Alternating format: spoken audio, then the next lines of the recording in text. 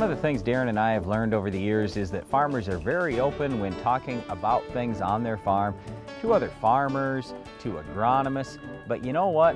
Farmers just don't like talking to bankers, Darren. Well, they make them nervous, Brian, because you might say no. You know, we want to do something a little different on the farm, but the banker might say no, and that's never fun. Well, when it comes to the banker saying no, let's just put it this way. The banker wants your business, just like your seed dealer, your chemical dealer, your equipment dealer. The banker wants your business too. So don't ever forget that. The banker is really trying to sell you something rather than the other way around. Well, you got to remember too, your banker is not an agronomist. So, well, I highly doubt your banker's an agronomist, that they have both those skills. So you have to think about it this way. You're trying to talk about, hey, here's this agronomic thing I want to do on my farm, but the banker's looking at dollars and cents here. So you do need to speak in the language of the banker if you want to communicate well. Well, what is the language of the banker? It's things like APR, return on investment, net return on investment, profit and loss.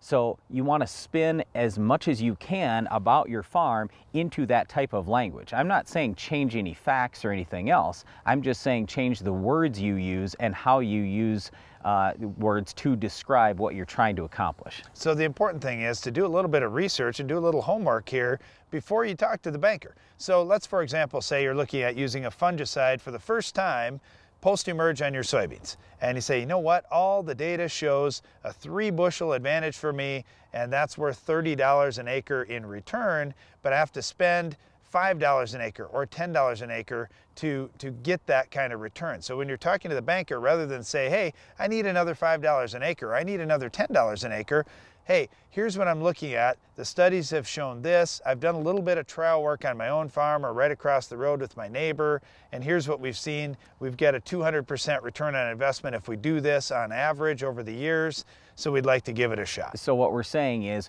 prepare and use data, and then also, again, speak in that language of the banker. Those are all important things. The other big thing that we wanted to talk about today is the importance of the local banker. And I realize today that a lot of input suppliers are offering financing, but that financing comes at a cost in most cases. You have to give up your cash discount in a lot of situations, and that's not real good. So if you figure, even if it costs 7% APR to do that, well, in a lot of cases, you should be able to borrow from your local banker at a lower price than that and borrow it when you need it, pay it back when you want to pay it back, so your overall net interest cost is less. Sure, your ag retailer may have a 0% interest offer on a certain herbicide that you really like to use. If there's no strings attached to that, great. Go ahead and take that for your farm. But many times we see offers where, yep, there's 0% financing, but you're giving up all your cash discount. So you do need to take a look at that there is that cost that Brian had mentioned. Well, once again, we just really encourage you,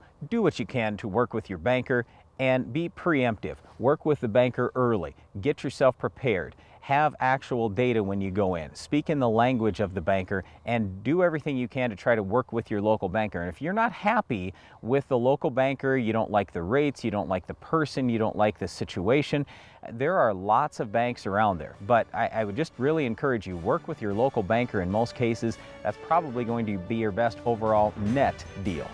One other thing to pay attention to on your farm is our weed of the week. Can you identify this week's weed?